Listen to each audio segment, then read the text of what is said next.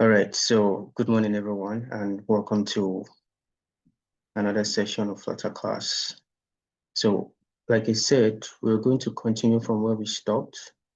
I think we stopped, who can remind us of where we stopped last time?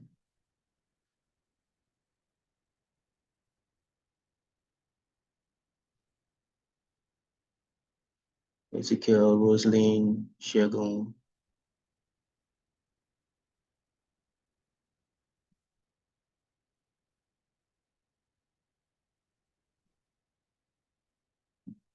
Can you remember?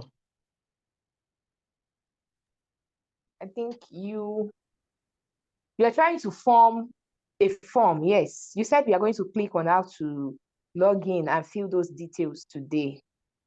You are creating an app, so you've created the first side and you've created the login page. It's like that. So you said you want that. The last time you clicked on it and it wasn't taking you to any site. So you said this today we are going to continue from there. All right, beautiful. That's awesome. All right, thank you. Okay, so I'm going to open the project. Let me go to where the folder is. This is where my folders are. So I'll click on this. If you want to open your project, another way is to right click on this and open in terminal. When I click open terminal, the next thing I do is type in code dots, enter, and it brings up my VS Code. Then I can close this terminal, and here you go. Yes. Then I bring up my phone. Okay, so let's run the program again. Form validation, register the Dart. Okay.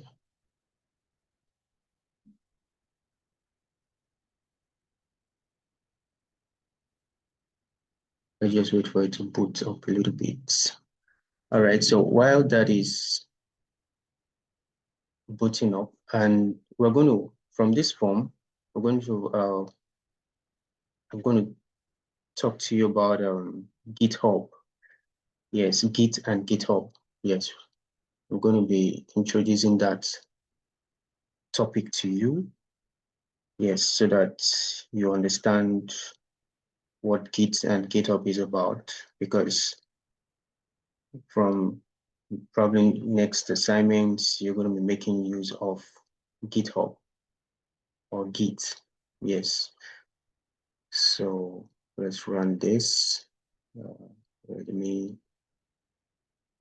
Okay. So where we stopped,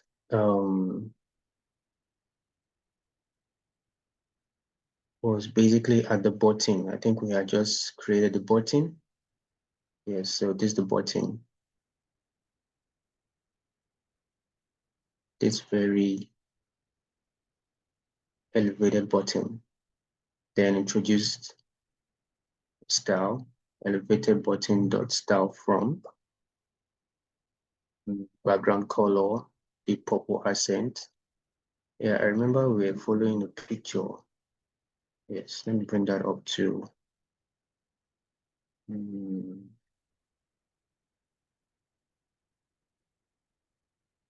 Okay, so I think we have this right here.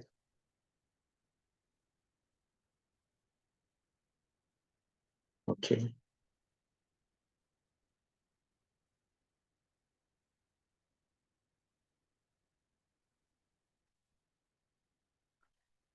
Okay, so the app is already building. Okay. Now, from what we have here, we have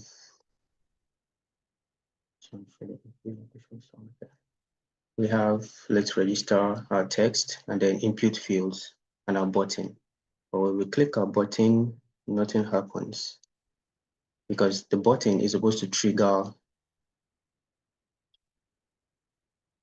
a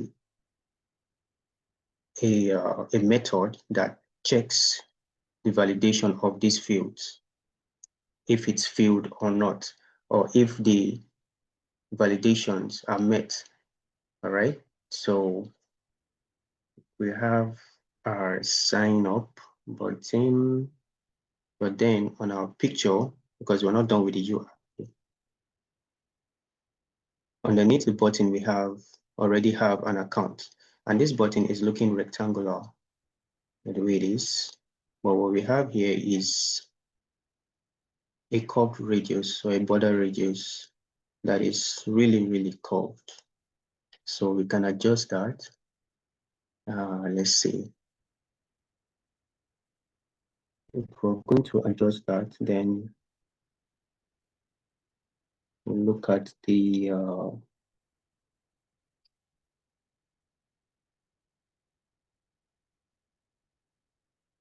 let's see.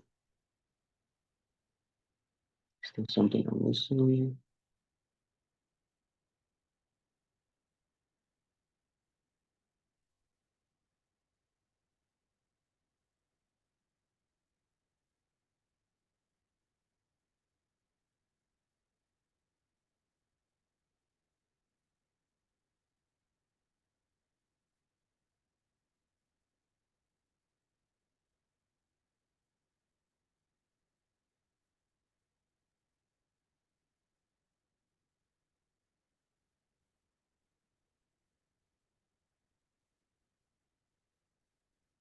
Not there.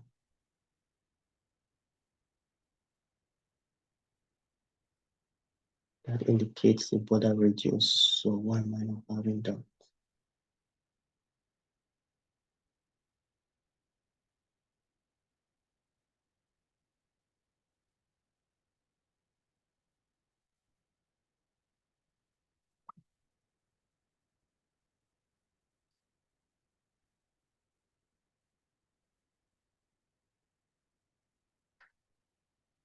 Mm,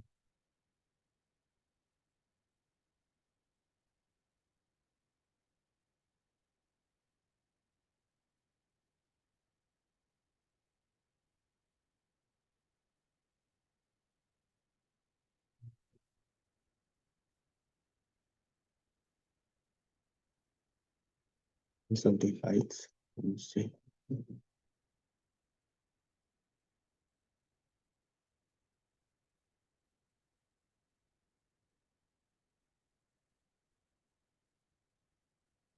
It's not that.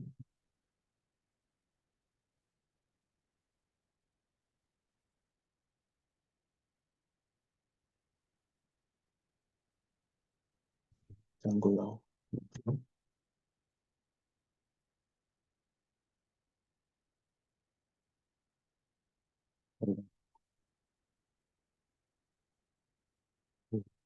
Angular.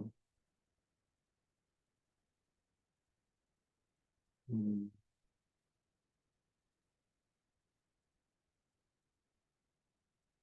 there's one more. Okay.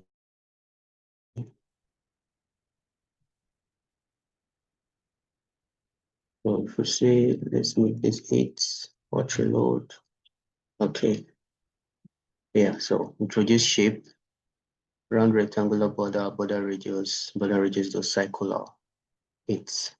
Yeah, we're making use of this a lot. All right, so that matches the what we have on the image here. Okay, so let's move on to add,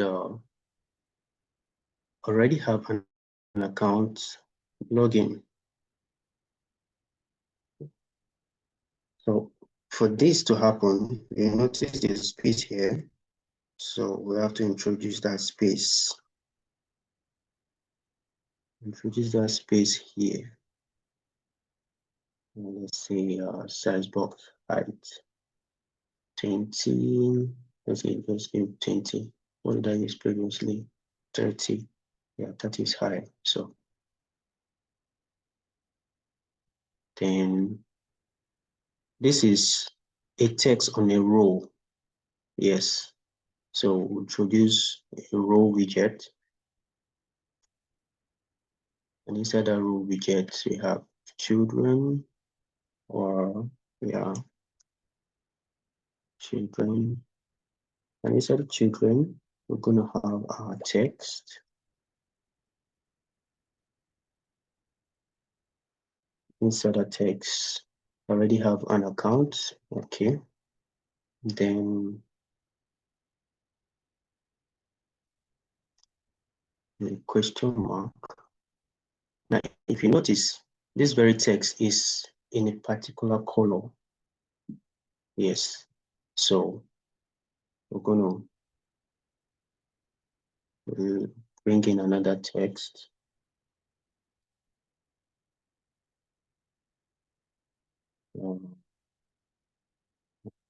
Text.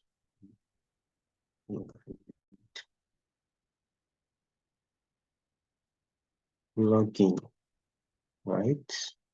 Then we'll have color. No, sorry. That should be style rather. Text style.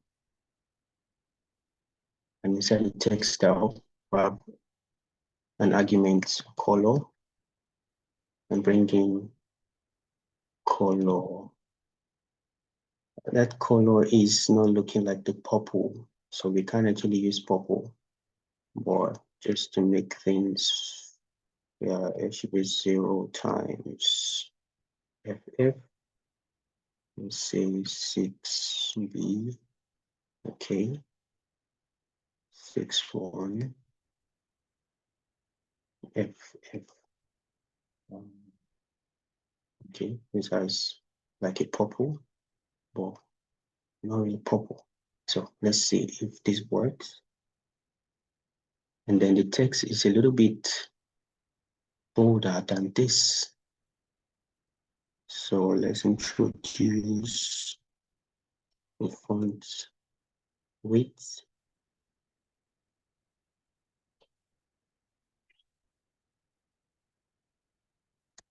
Font width, bold.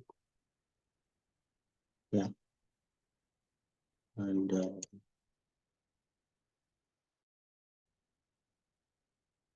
okay. So if we introduce that, I think we should have what we need. Let me control load. Save and control load. Okay. Now I already have an account. The question mark is close to the T, but we don't need it close to the T. So I'm going to bring in a space here.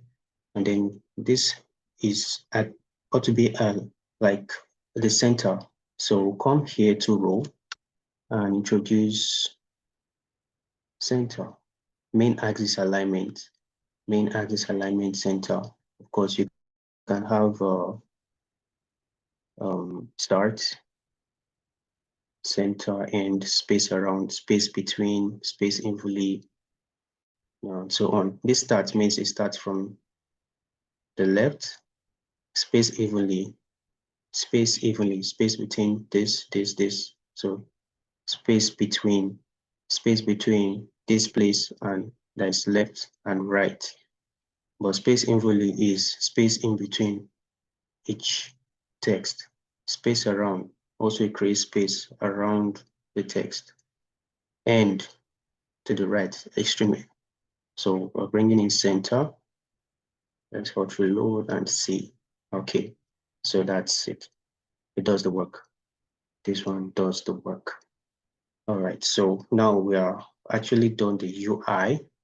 Even though maybe like the text might not really align with the font that is used here, you notice this font is very, very different. This is the default font for Flutter. All right, so we could actually introduce that. Let's see. Let's go to, if we can do product sans. Let's see. Is it here now? No. We have to go to the main. See here. Okay, I commented this one out. Let's see.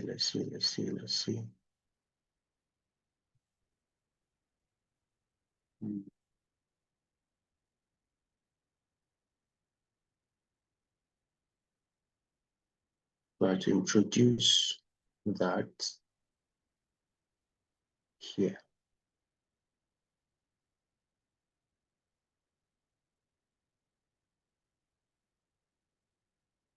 Register form. Then we'll have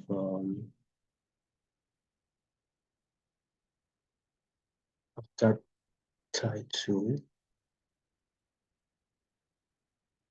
because usually around here, let's see team. Okay, we have team data. Okay, and inside it we should have font family.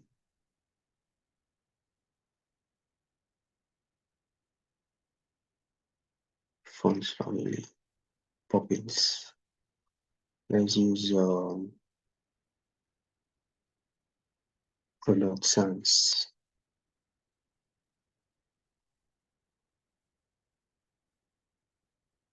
Yeah, product sans. Of course, it's a string, so all right. So introduce fonts family here, and then we need to create an asset in the root folder. I'll create a folder in the root, so we'll have assets. Yeah. Inside the assets, we'll have fonts folder. And inside this font folder, we're going to need files. So, well, I'm going to show you how to go about it. You actually go to Google. Let's go to Google. Let's see. And look for products, sans, fonts, or Google Fonts family, whichever. Okay.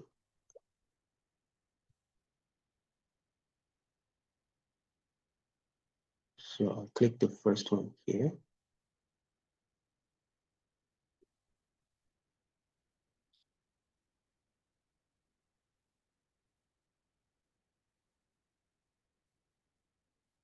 This is how you actually get fonts. So this is PT sans, that's product sans.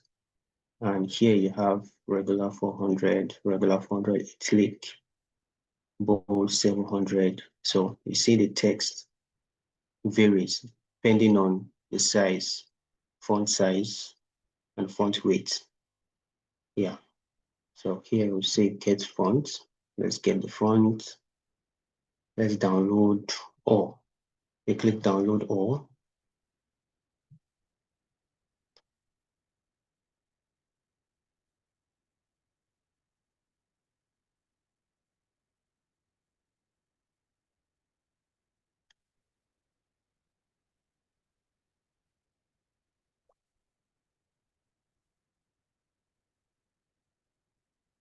It sounds real well. Okay.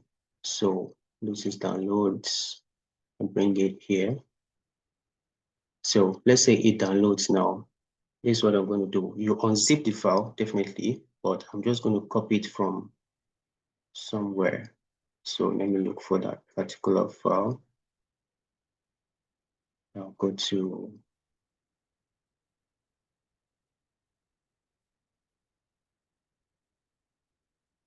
I don't really have it stored somewhere though, so I'm just going to copy those.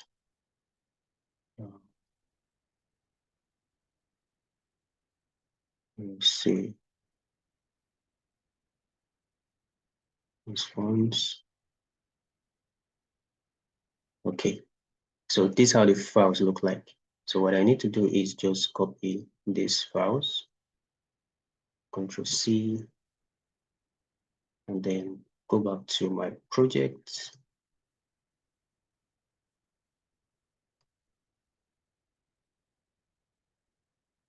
Review in File Explorer, enter the folder and paste. Okay. Then close. All right, you can see the files are here. Product sans black product. You can have as many as possible, but I just want to make use of this. Okay. Then when you've added the files, you go to your postsec.yaml file and you do this here. Let's say on this one now, this is Trojan. Let's just comment this, then this. But here is going to be product sans.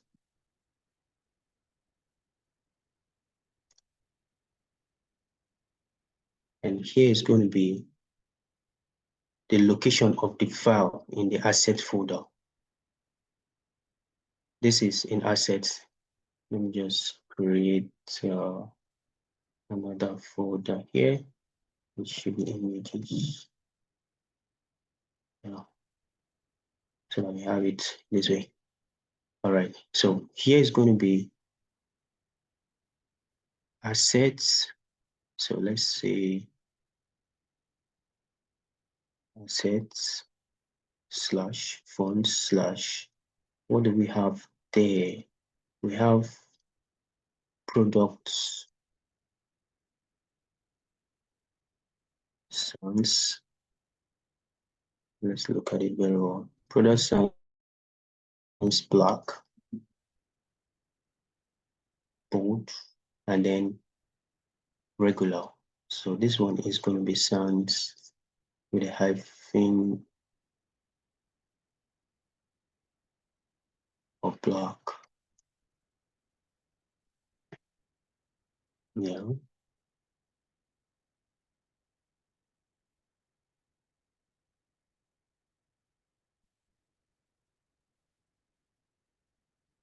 Then let's create another one. Regular. Yeah. Font weight of, let's just say 400. Although each one can have their separate or different weights. Okay. You can put this weight somewhere beneath here. You can also put it somewhere beneath here too, depending. All right. So let's see. Then you save. Now allow pop.get to do its work. Okay, so please take note that the order with which you place this line of codes matters. If this one is adjusted, it won't read the file. If you misplace this one, move it further, it won't. Okay, so everything has to be like just the way it is. That's why an example is set for you. Yes, that's why an example is set for you. All right, so if we have that, let's see if we can introduce this to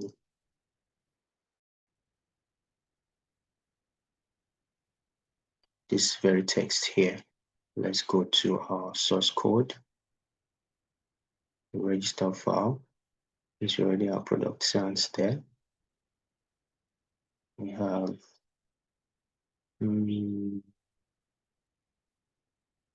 let's register. Okay. Font family.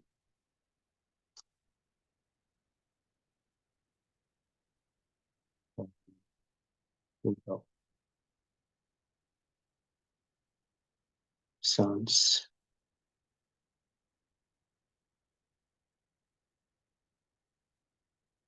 Notice there was an adjustment. Yeah. Let me uncomment it again. All right, port reload. Look at this text.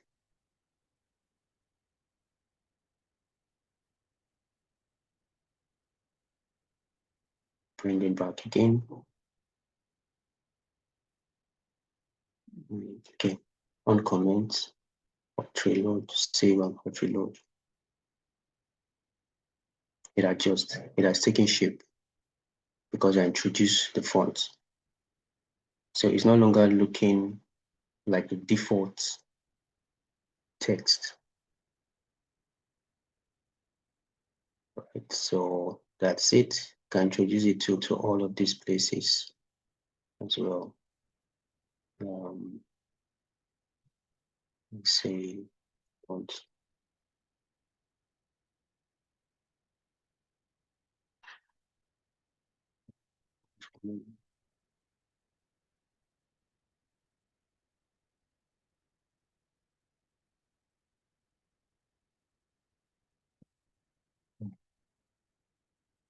Where was I putting it? It's supposed to be in style.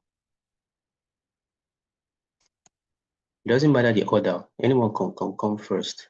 Font family can come first. Font size can come first. Color can come first. They all contain the same. They all contain these arguments. Yes, so it doesn't matter the order. All right. So that's it. That's adjusted. That's taking shape. Although maybe you might not really need to put it in all of them because it's already at the very beginning of the file here, product sans. So it applies like a theme, just like you have dark theme, light theme. So your settings from here controls everything on the hub. All right. Okay, so that's that. And now let's go over to introducing methods that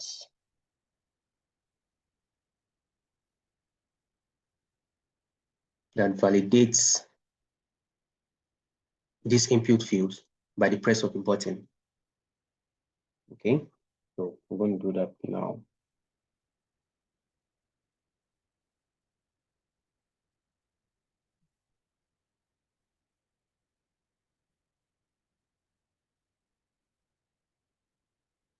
So now there's something about forms. In forms, let's see.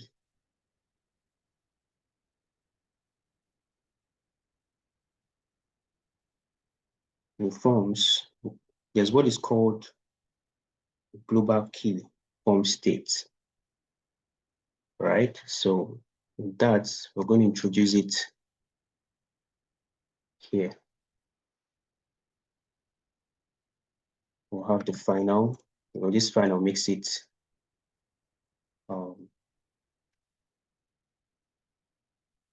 constant. Final form key.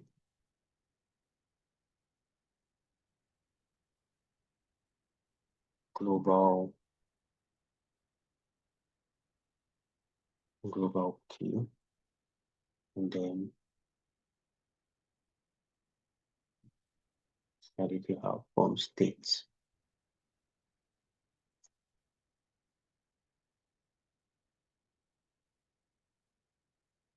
All right. I'll definitely go over all of these. So we'll introduce this, and then we're declaring the form key now. All right. Then we'll have password. Let's do it. Password. Let's say password controller.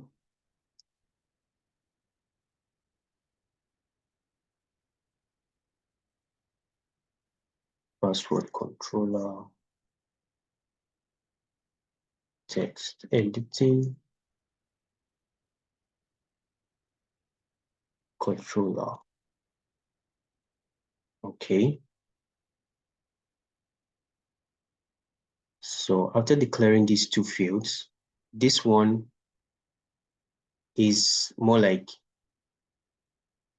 a key that is responsible for the fields, so that everything together is taken into consideration. Every data you put in here is taken into consideration. The password controller controls the password only. Yes. Password controller, it takes care of this password field. Why? Because password is a very sensitive data. If someone hacks your password, they can have access to your account, all right? So we don't want that happening. So after declaring these two, let's introduce a loading. Let's say bool is loading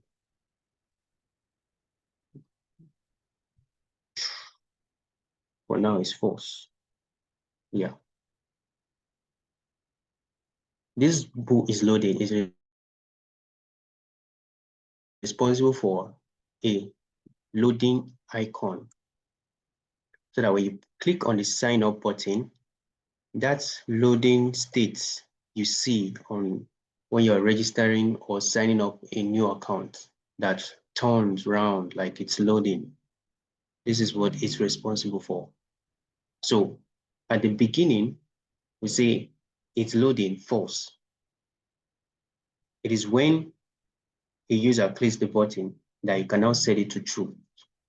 But that will be when we get down to the button.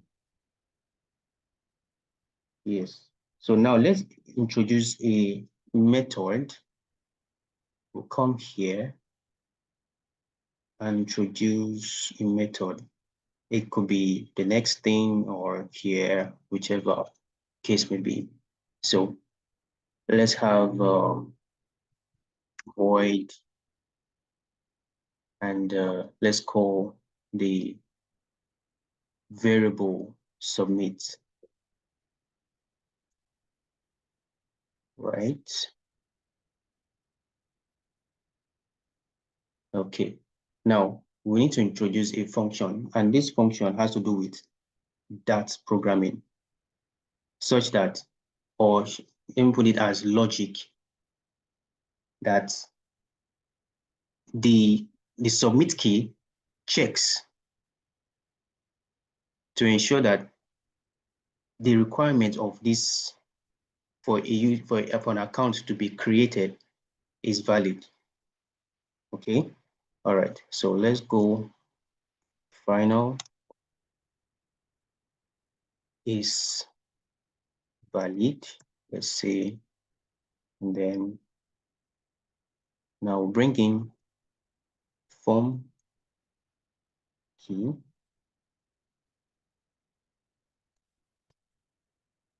dot current state, okay, dot validate.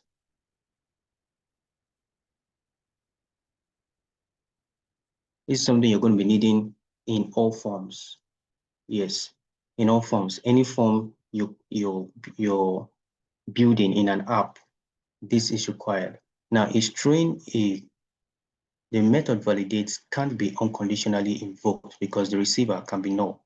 So try making the call conditional using question mark, okay, dots, or adding a null check to the target, this. So, but to introduce a null check, where can we introduce that? Here. That takes care of that.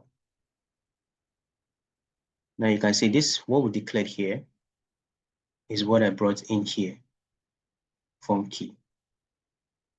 Now these are, of course,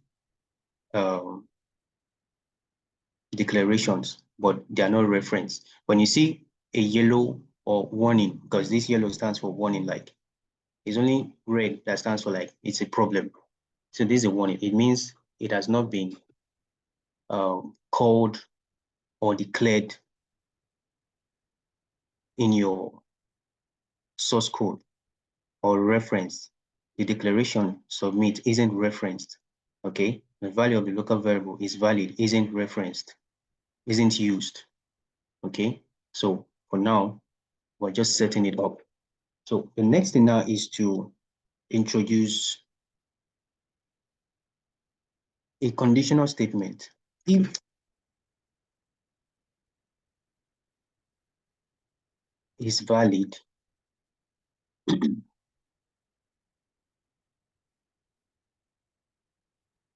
Then for now, let's do save the form key dot current state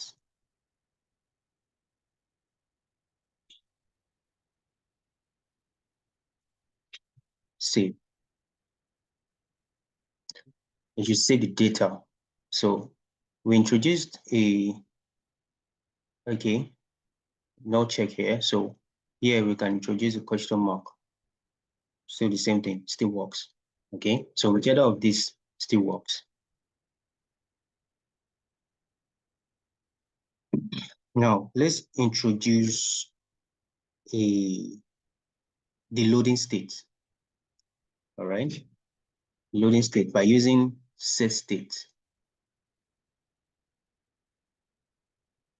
So SetState,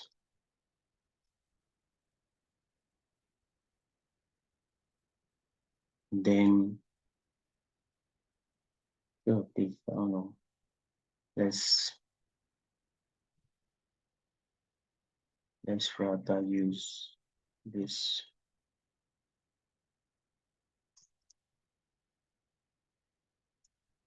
We'll call that loading equals true. Now, can you see it? True. Initially, on just like this, when you are yet to fill the form or you just happen to reveal this very form on your screen, the loading state is false. It is when you now trigger the sign up button that the loading state becomes true. That's what this does. Okay. So now, what is next? Of course, we can have like should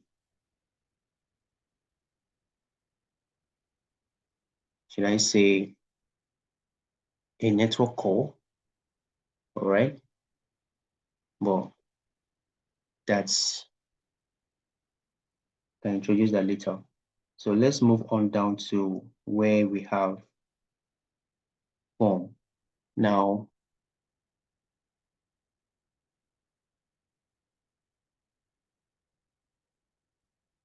this is the key. Let's come down here. On this chart here, form, there's an argument there. Once you click Control I, we have key. So this key, we're going to bring in that form key and place it here. This is now inside the UI. Okay, this is inside the UI. Then we'll go further down.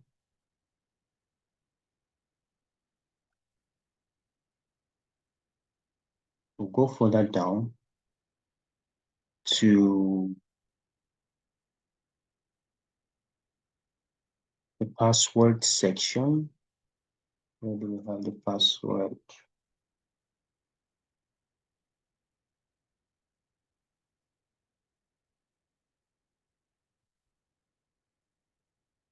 Here we have the password. Okay. This is the password text form field. Now, in this text form field, we'll now introduce, you notice we're having yellow because of that controller. So let's come in here. Sure, there's an argument here. Look at it here, controller. Now, in this controller, we're going to introduce that variable,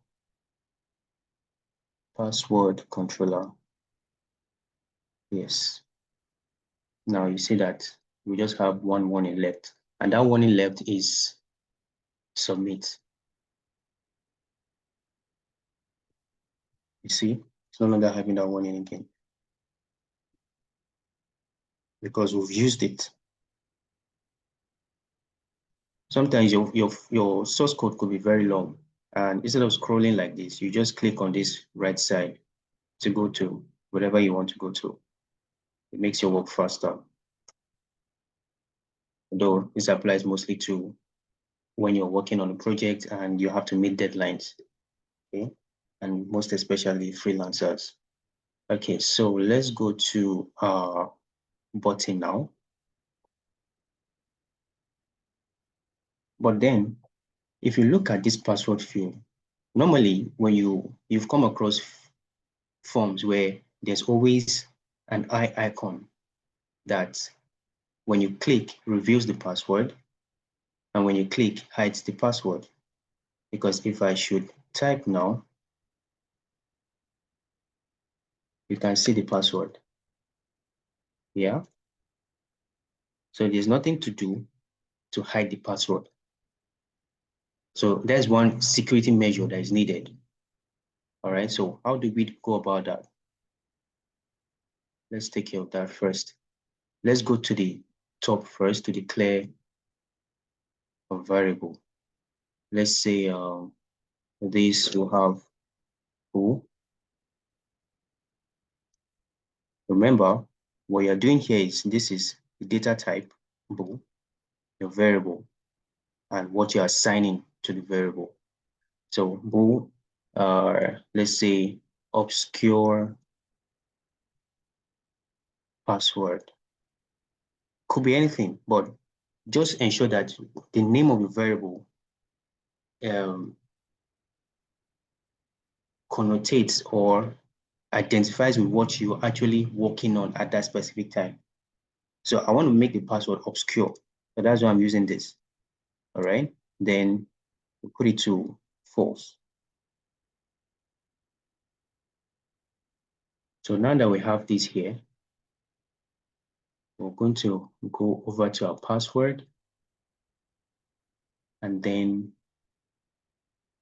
where you have this input declaration, because usually there are arguments, okay, in this input declaration. It's just that we decided to just set up a method and call it here. So in order to see other arguments, I'm going to come here and do dot copy width. Okay. Inside this copy width, you can see all of these arguments. We have icon color, widget, label, string, label text, text style, label style, and so on and so forth. All right. But on this particular one, I'm looking for suffix icon. This prefix icon. So if we go down, we have suffix text, we have text style, suffix icon color, and so on and so forth. So I'm going to come here.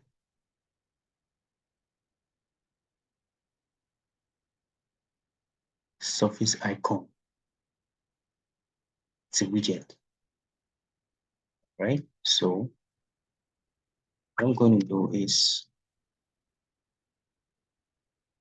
going to introduce this suffix icon at the end. If it's a prefix icon, that means it should be at the left side from the start.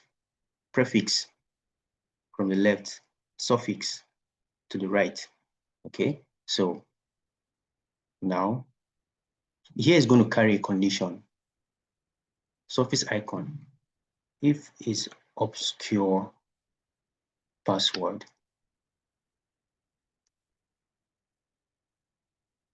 Now, what I'm using here is called a ternary operator. Okay, it just makes work easier. Instead of using if and else statement, you can use if and else statement. But ternary is just like a single line of statement. If you're using if, else, you're going to be making use like up to like 4, 5 lines. Okay, and one thing in programming is that you want to try and make sure that your source code is short as possible. Okay. All right. So let me quickly do this and wrap up this phase so that we can move over to. So if it's this, I'm going to introduce an icon. Icons dots.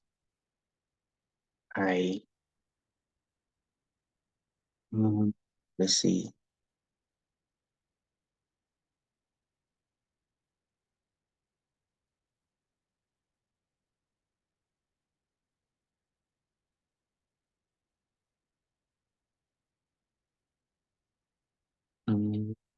Okay. Remove red eye. This is the new name for it now.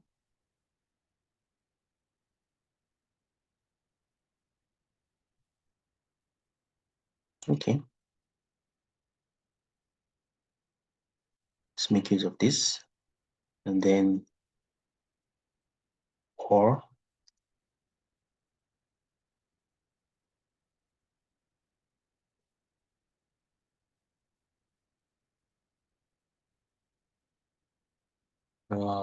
shouldn't be in here. Here.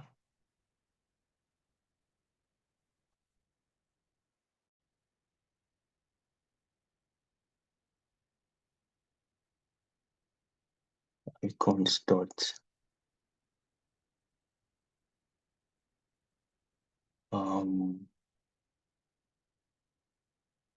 close. Supposed to be a close eye.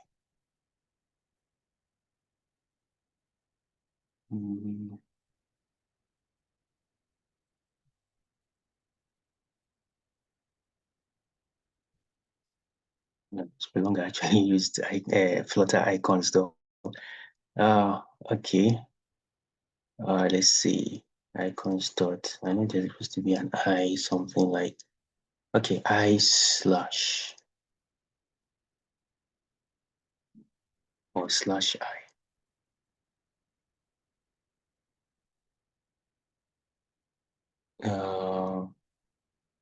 No, it's not working. There is splash. Of course, there's something. Oh, let me see.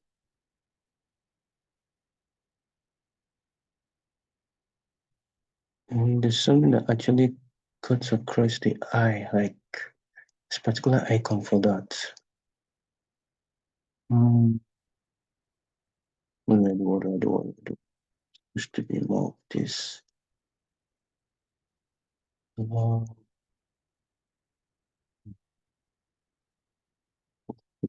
See.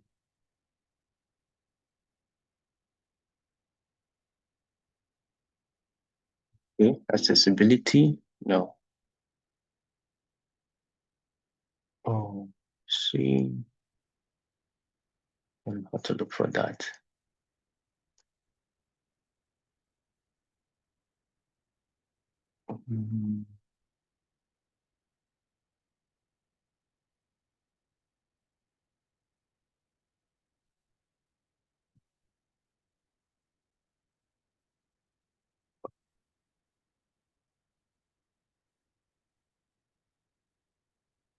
And there's so many of these icons, like so many. We're looking for airplane mode. And are we looking for alarm or horizontal or alternate mission, movement, average tree, or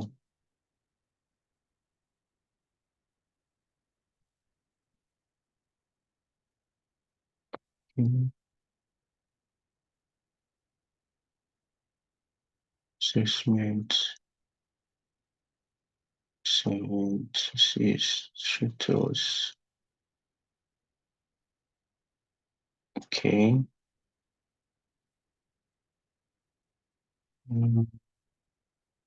Auto fix now. Stores, chain, network. Oh, come on, where are you? This thing is supposed to be one easy thing.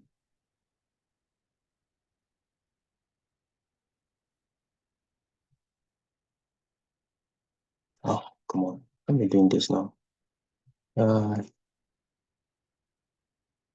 It's to be I something.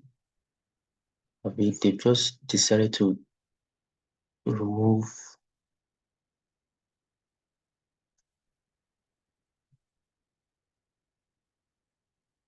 They decided to remove that.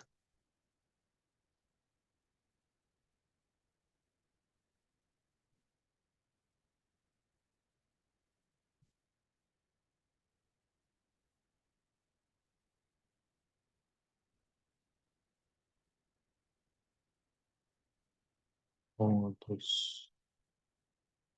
Well, I guess I might have to introduce a dependency or something. Let's introduce a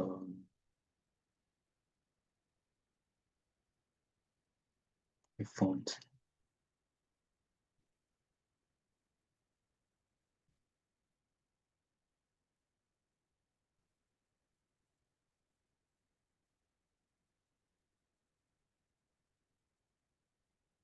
We'll just use this.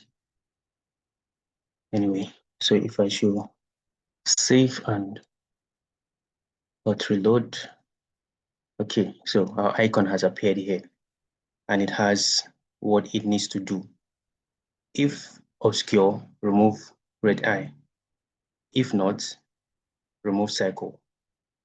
Okay, so not like remove cycle, remove cycle is just the name of the icon. Okay, so if I should toggle this, let's type in and see. We have this. Now, if it's obscure, okay, I have not put a set state. Okay, supposed to put set state. Let's see.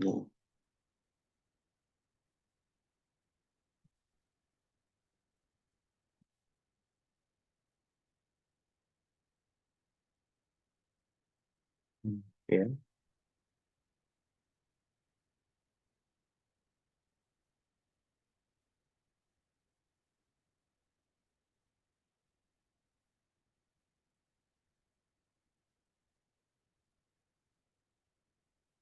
The validation. Let me see.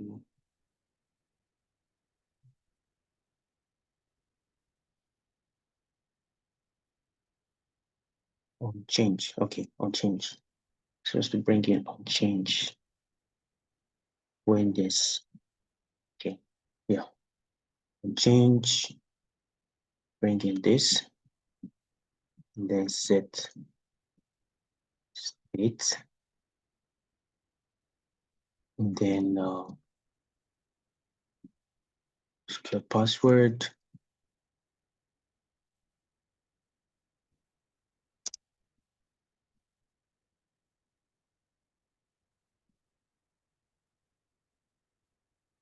Value is supposed to be at the beginning or at the end.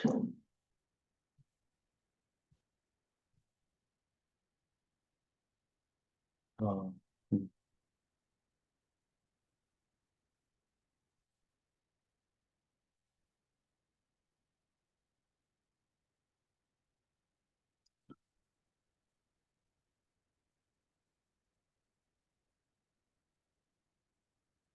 Since the pointer was callback. No. Um,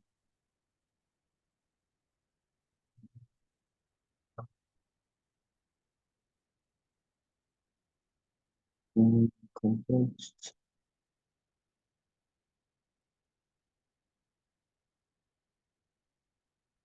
Yeah.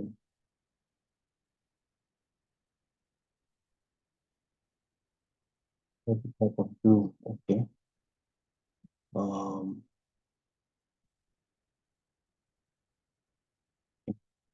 so, yeah, let's see. This should work. Let's save and hot reload.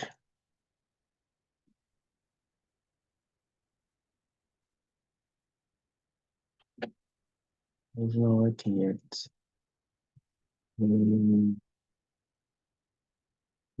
Change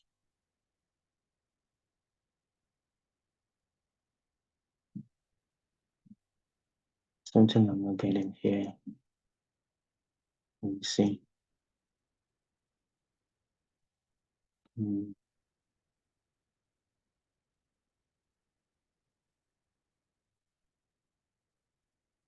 Okay. We'll tap on change. Song button.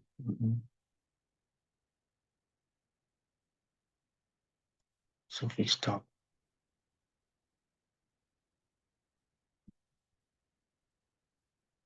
Okay.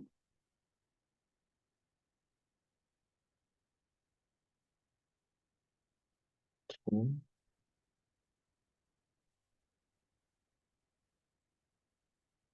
Okay. Still not it.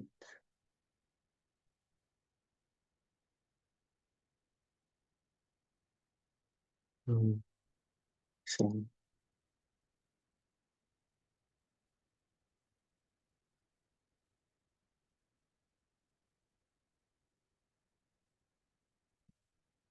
oh, it's because I set this to false.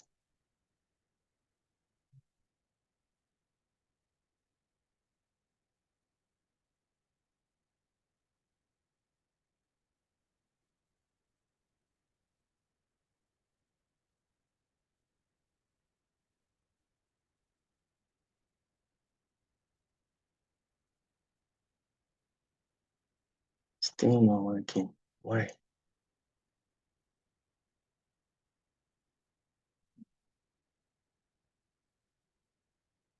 Hmm.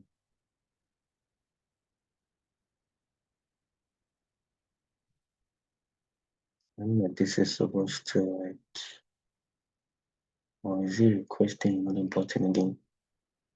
Because it couldn't be another button.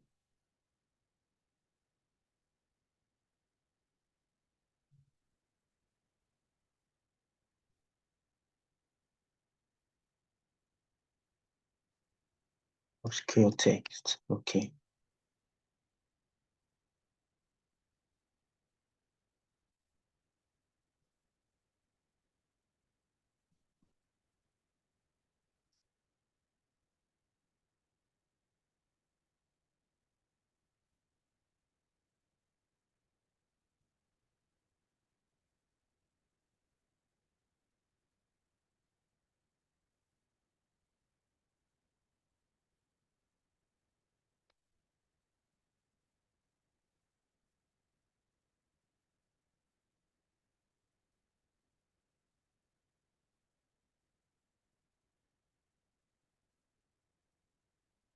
What text?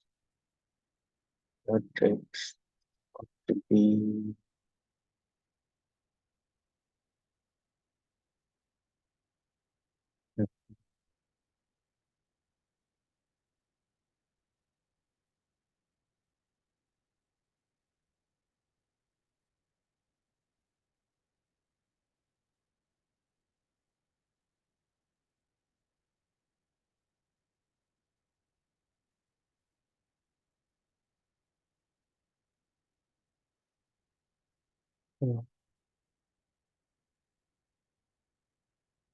Something wrong. I'm getting this somewhere. Let's see if I have this.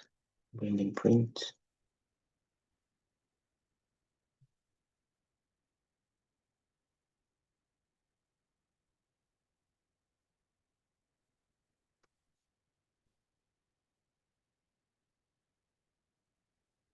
Right password.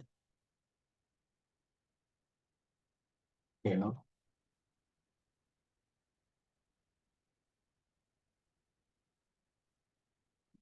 Come to my debug console.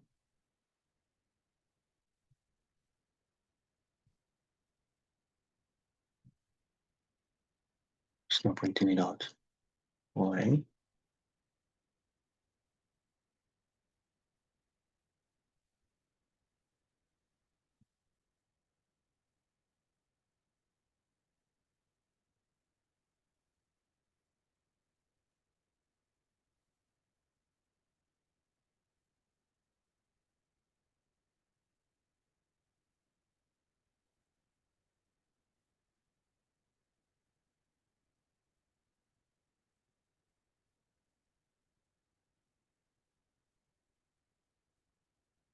Look at this.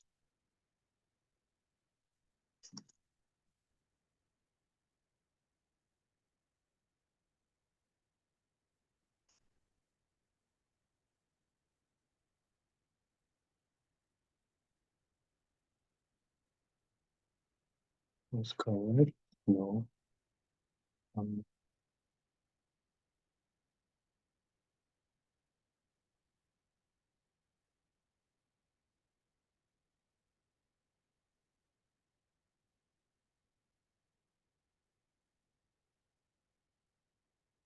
Okay. Maybe there's something I'm missing. Let me see. Let's look at this. Scale text, scale. SetState. Function value. Okay.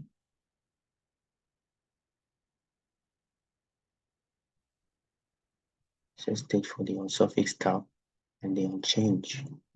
So value. Let's go back. Change.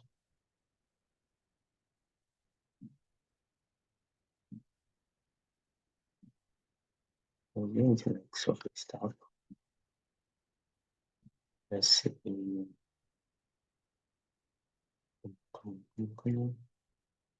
Tab. Oh, okay.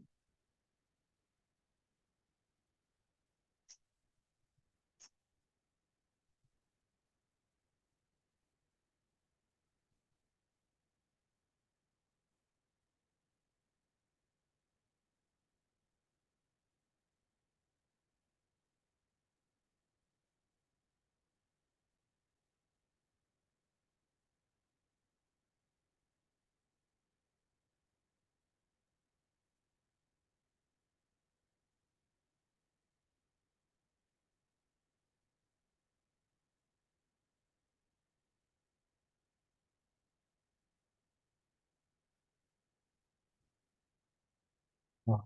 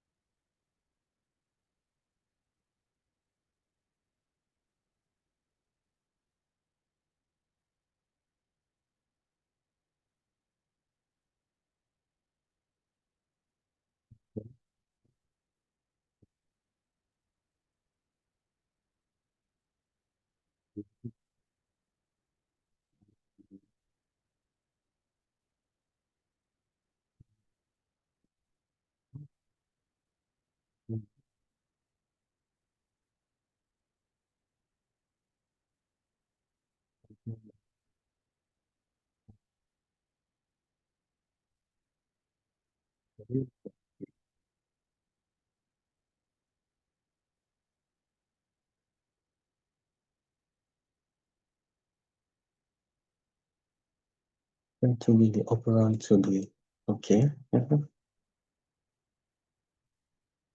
Try to be the operand to this.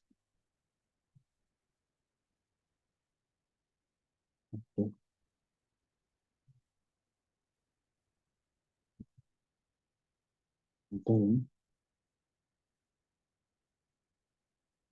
Then supported.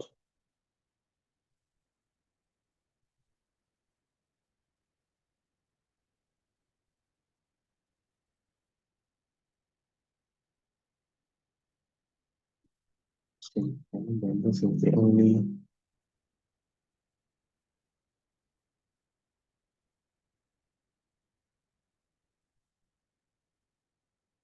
let's see. Okay. Oh, there's no need for this. And leave and change supposed to reflect. All right. The thing is now for this, I have to take this up, bring it up here. Okay. And let's see what happens. Let's check out guys. Okay. All right. So if you see what just happened, I introduce the on tap so that when you tap, this is set state. Is on tap. But usually you can also make use of the unchanged. Yes. So that when it's not changed, you can trigger a change on it. Yes. Whichever way you want to go about it. All right, so I think that fixes it. We tap this, it hides it. We type this, yeah. Now you cannot introduce SetState in a stateless widget. Yes, you only introduce it in a stateful widget. All right, so although there are more advanced way to handle this, SetState has its flaws. I think I said this earlier in one of the previous classes. Yeah. What actually can trigger this most importantly is using controllers. Yeah.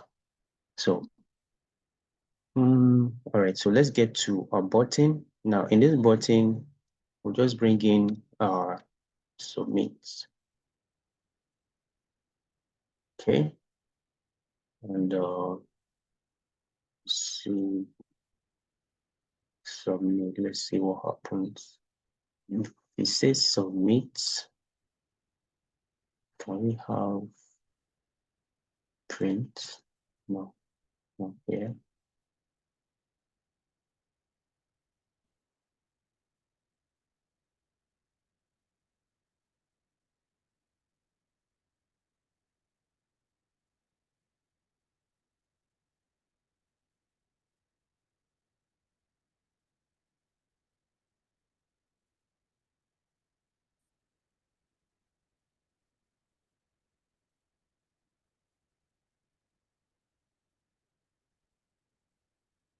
There's more to this than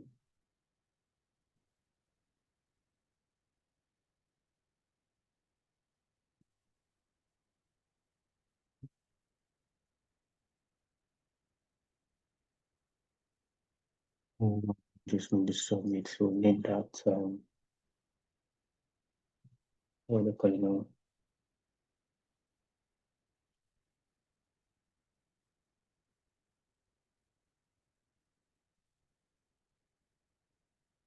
States. We will have child.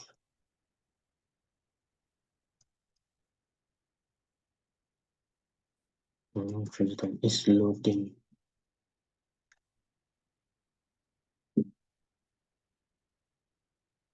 Is loading. It should bring up that loading icon is called a circular, let me see, progress indicator. Okay. Of course, we can give it a color of, let's say, white. Colors dot white.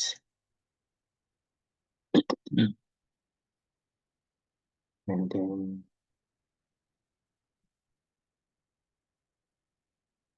text.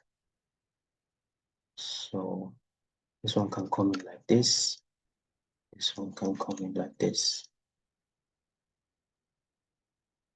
Yeah. Right. Sure.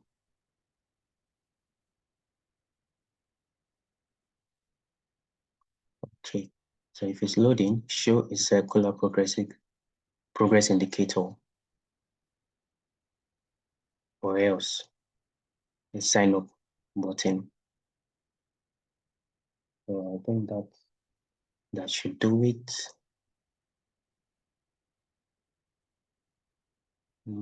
Still, it doesn't. Just for the what do you call it now?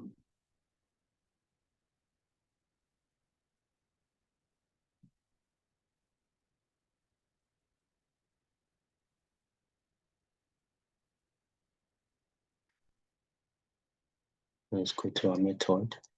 Final is valid from the current state. Okay, it's valid from the current state save. Okay, let's see. I need to use a print.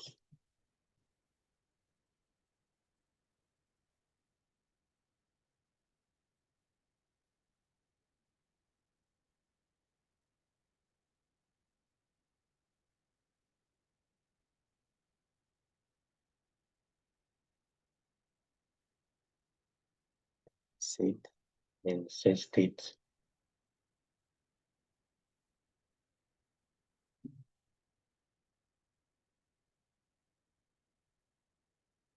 We must introduce something.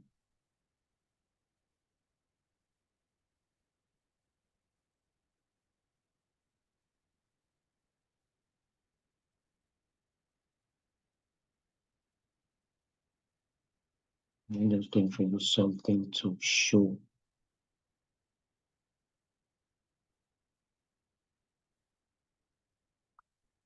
Okay, wait, have I saved? Okay, let's see. Okay, I didn't save my work before. All right, so now you can see that it has triggered. When I click on sign up, it says enter your name, enter business name, enter valid phone number, enter valid email, password too short. So let's go over to, I think I should have all those printed statements here. Okay. So let's go with this.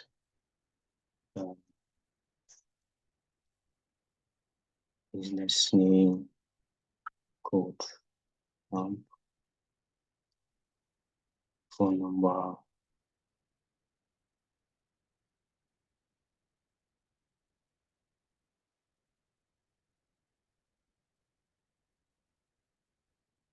email, just the words, password.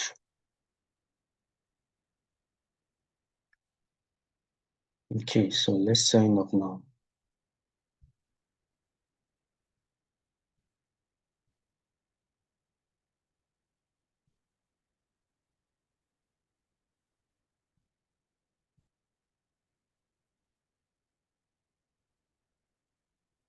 And you can see the loading, trying to save. Okay, now there's something I need to introduce here, although like a snack bar, something,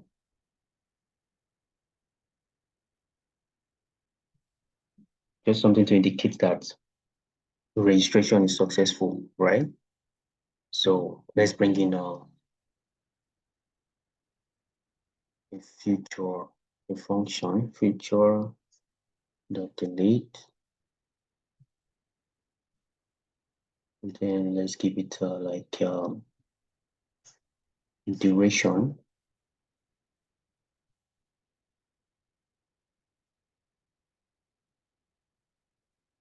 So duration in seconds. Days is because just in seconds.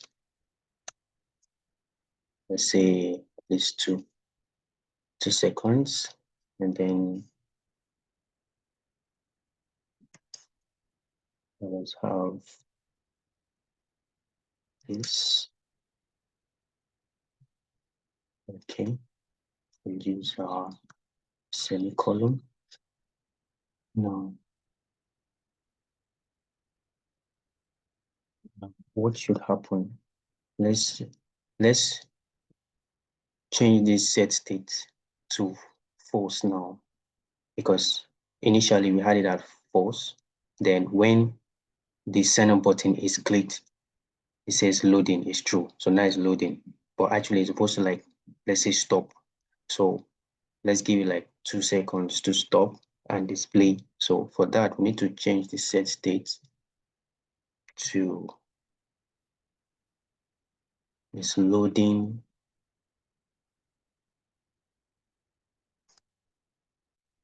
false. Okay. And then we bring in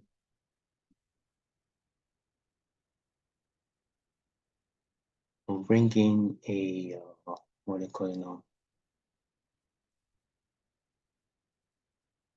Scaffold messenger. To be able to do that,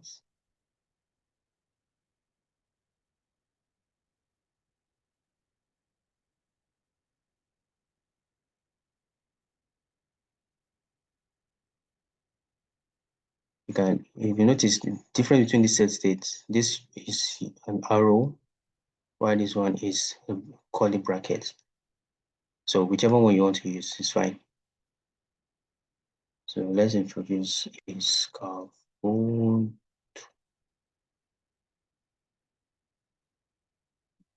messenger dot of context. Yeah. Dot show snap bar. Okay. Snap bar. What should the content be? Content should be a text. Yeah. Same registration successful. Yeah.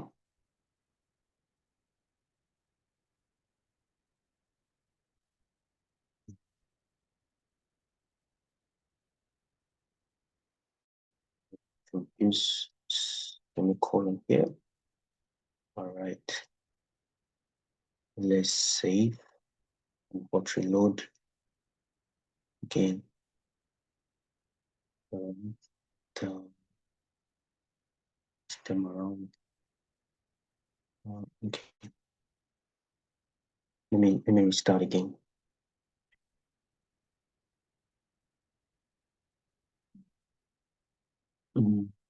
Okay, so let's have this. I want it to show a snack bar. So the snack bar is going to display on the screen by the time sign up is complete. And let's just say the business name, KodeCamp, phone number, okay, email, the name.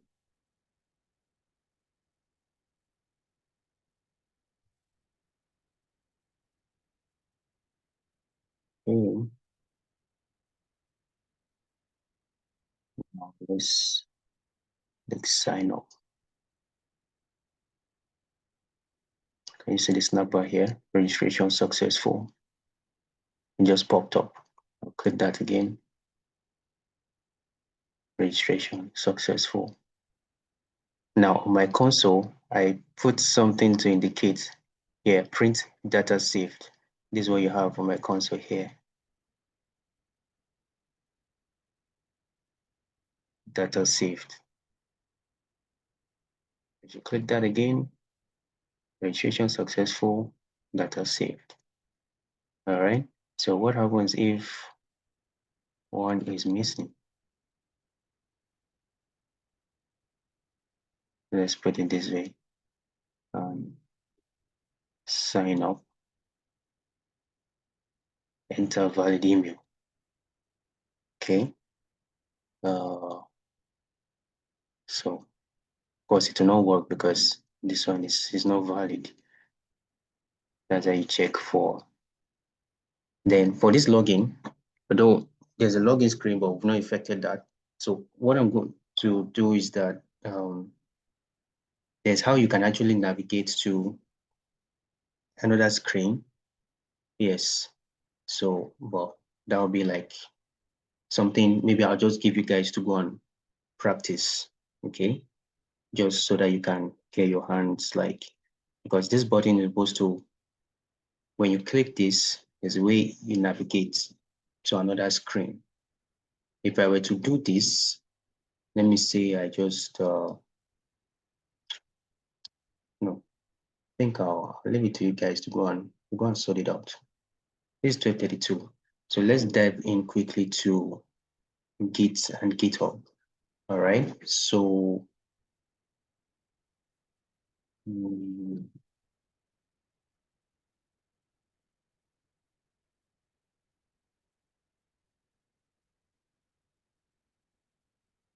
let's go to downloads.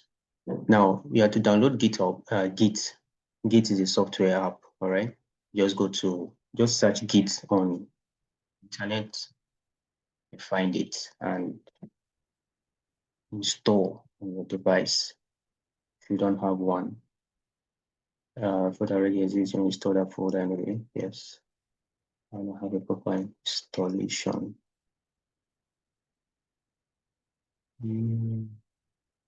Installation icons on the desktop, running on the desktop. Oh yeah. Next.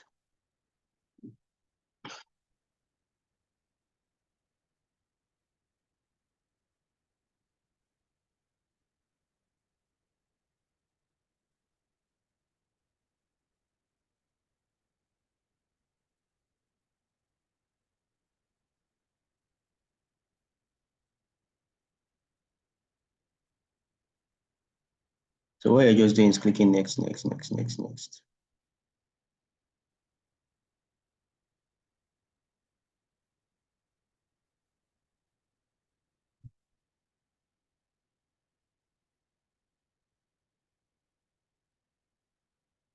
Right. So let's wait for that to install.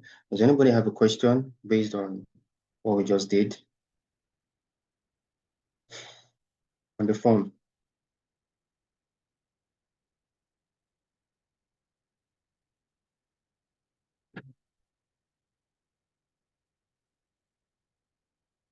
Nobody has a question? What's a question now?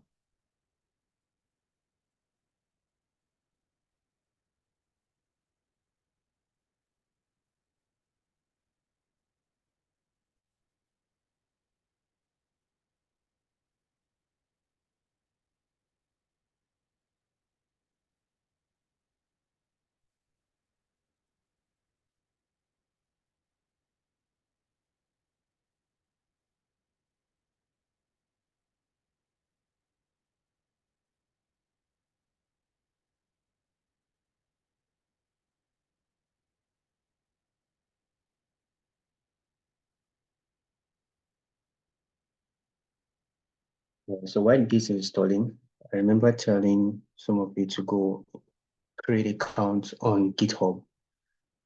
If you have an account on GitHub, it should look like this. Let's see.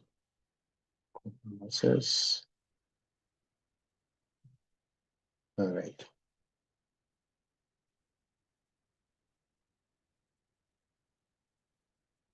When you have a GitHub account, it should look like this. Okay.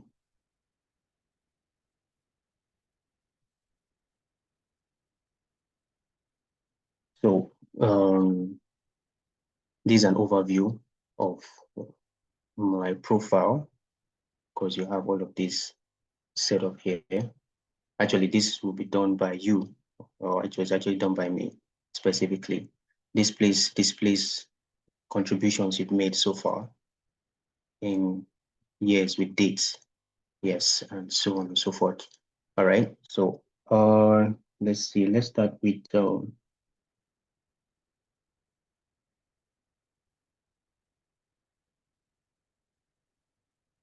repositories.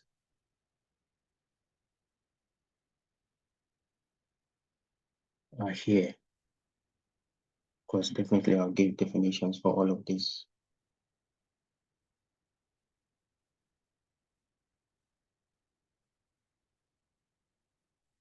All right, so if you ask me what Git is a distributed version control system and source code management. This very app here, this is Git. So it's a distribution version control system and source code management system with an emphasis to handle small and large projects with speed and efficiency. Okay. Git version control allows you to track the history of a collection of files. What kind of files now? Code files. Yes, history of code files. So it supports creating different versions of file collection. All right. So each version captures a snapshot of the files at a certain point of time. and then you can revert the collection of files using snapshot. Okay, so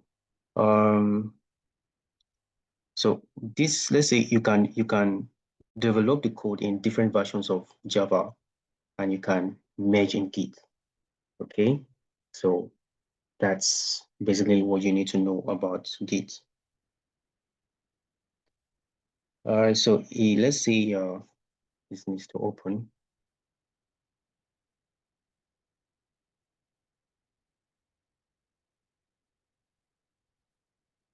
This is the 9. Why?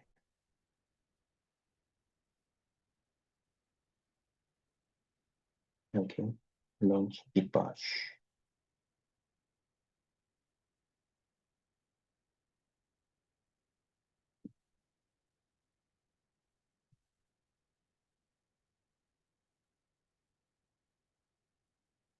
Okay, can remove this. I'll take care of all this. It's not something we need to worry about. Okay, so this is what Git bash look like. Okay, this is what Git looks like. So it has, of course, your username, username, the name of your device. All right. So let's say what is a repository? What you see here, a repository contains the history of files. Okay, all of these files you see here. This is a Flutter app. So inside here contains the history of this particular file. You can see this is very similar to what you have on your VS Code, Android, iOS, library, you know, up to your pubz.yaml. All right. But if you notice, some other files are not included here. Those are ignored by GitHub, all right, because those are very, very, very large files.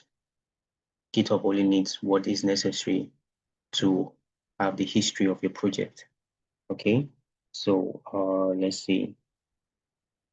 If I should, I think by now my app should be able to open. Let's come here and let's say where's that dot file?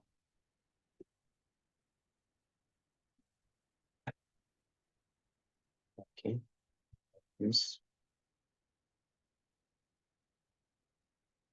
show more options. I'm supposed to be able to open with Git around here, but it's not doing that because I think there was probably an error encountered while doing that. But nonetheless, it's fine. So I'm just going to run you through because there's not really much time again for this. Git init, how you can create a local repository, all right? Something like this, Git init, all right? Initialize existing Git repository users. So this is how you create a local repository. Local repository means just within your machine, not on your uh, GitHub account, okay? Now, so you can actually, let's say, configure your GitHub repository locally. If you're going to do that, you're going to need like, I think I probably did good by sending a file, more like a Git sheet or something. Git config. All right, these are things you don't really have to like cram, no, because you can actually hold all of these syntax together in your brains or your head. Global user, okay, dot name, then you enter the username.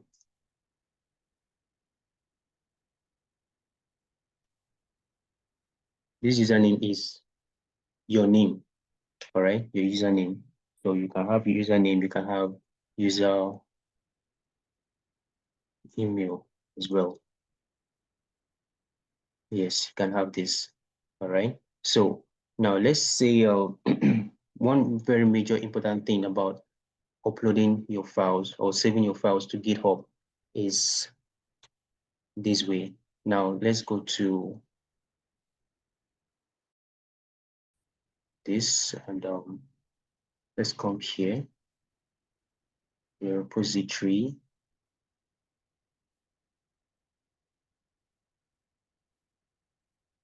Now I want to create a new repository. So I'll come here and click new. Okay. You might still have to continue this from the next class though. Yeah.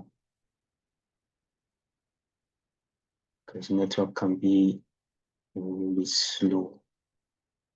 All right. So here you give it a name.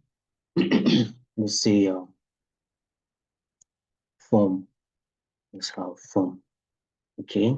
Form is available. You can put description if you want, public or private. So for now it's public. Private means only you have access to it. For public, anybody can see it. Add a README file, or you need that now. So I think that's it basically. And create.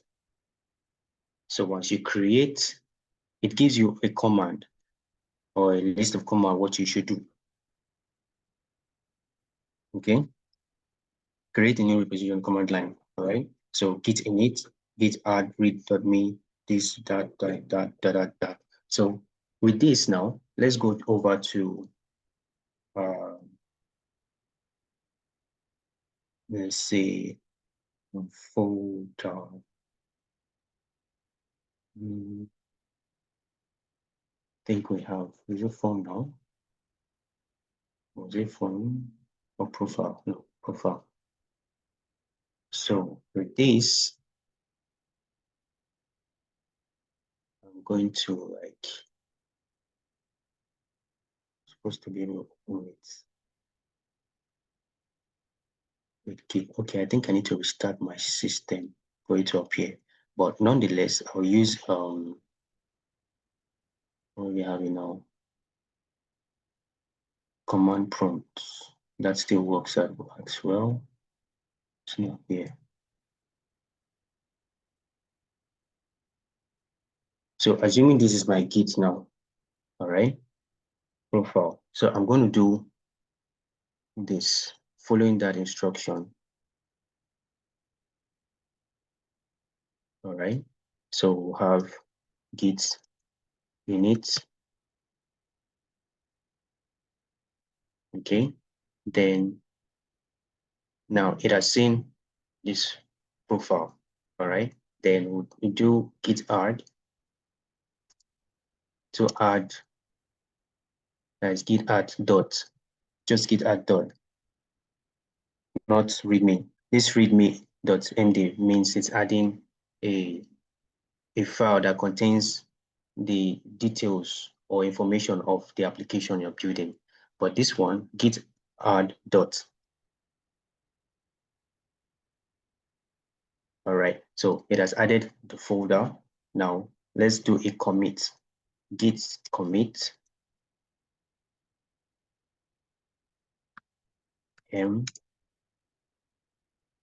first commit. This is just first commit. Of course, there are conventions for writing commits. All right. So well, for this purpose, all right. So these are all the files inside profile folder. Okay. Yeah. So this is it. Git ignore does ignore some files. All right. Gradle, you can see, yeah, all of these assets, blah, blah, blah, blah, blah, blah, blah, blah, blah. So it has committed that. Then let's go to git branch. Git branch main. Now this is actually making a branch main, okay, on your GitHub. Then we'll do this. Now for this one, instead of writing the whole thing, you can just highlight, Control C, come here and paste, click, enter. That's done. And then the next thing is git push dash u origin main. So you want to push to GitHub. So just do git push -u origin main, enter. I'll wait for it to push.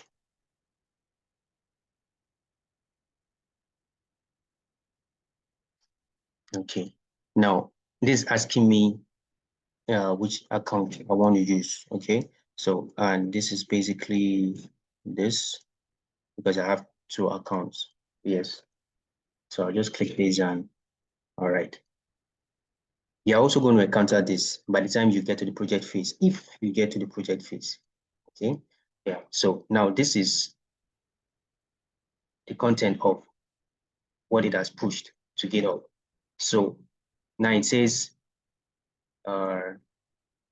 okay, new branch main set up to track origin /dash. If you want to pull from, let's say you're working as a team and your colleague made a push, all right, and his work was merged, and you too, you're now completed your task and you want to push to GitHub. You don't just push, no. You first of all do a git pull origin, all right, and then name of the branch, me. When you do a git pull, you pull what he has done so that it synchronizes with what you have in your local machine before pushing, so that when your work is to be merged on GitHub, you don't experience what they call conflicts. All right. So you click pull. It says already up to date. That's because there's nobody actually pushed anything. Like nobody else has pushed anything to this very repository.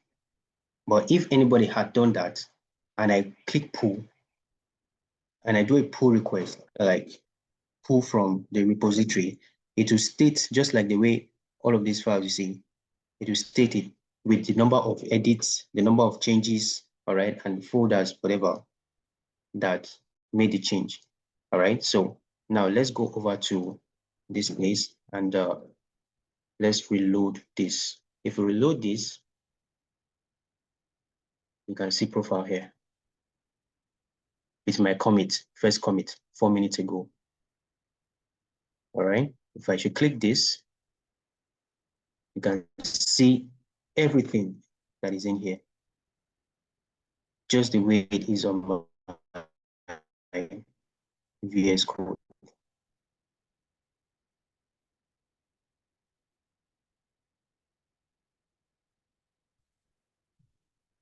From Android, see, asset fonts, okay? If you click this, all right, so you have fonts, this, that, all right? Then let's go to our library.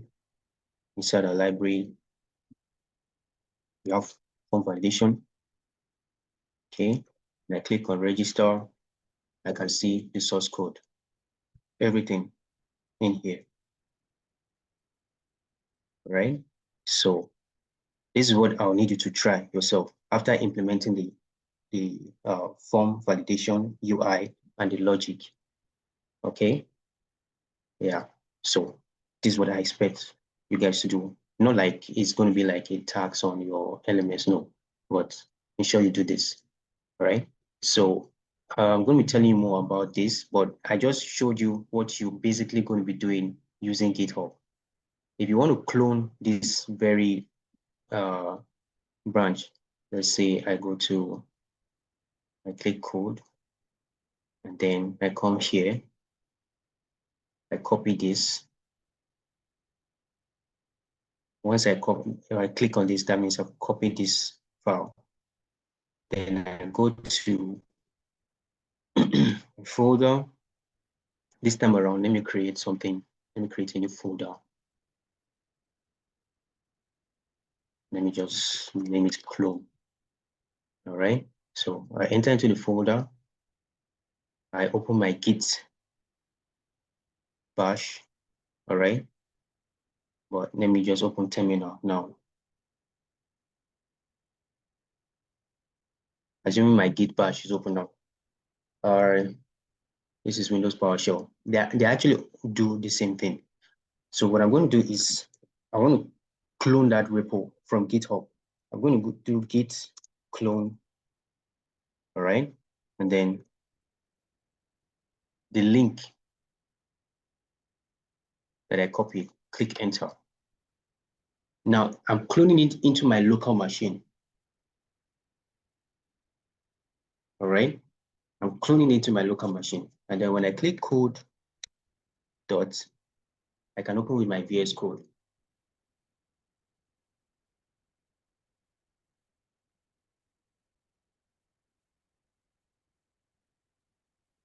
And you can see that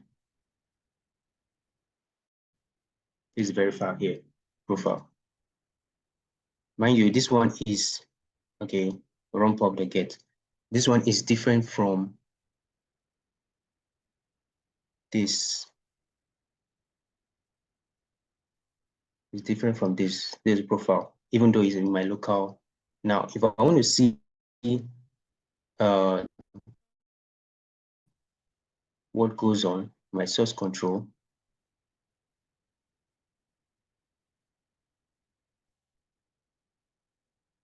this one. Here you see the changes.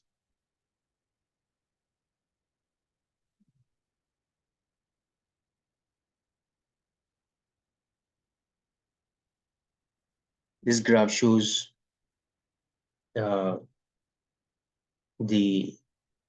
team or the collaborators, those who have actually sent a push or pull or mid commits. This is where you see it. Can you see it? David, my first commit.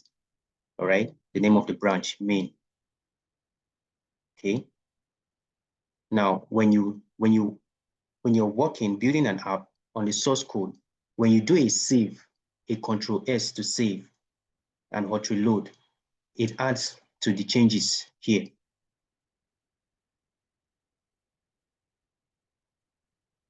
If you want to push your work after you ensure that there's no error, then you go over to your terminal. You can come here. Another way to do it, since you have terminal here,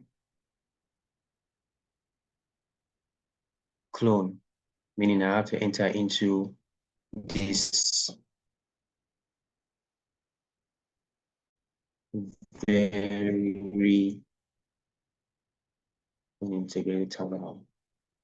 Remember, it has to be at the root of your folder. So clone from profile. All right. Then I click git add. Okay. Git commit.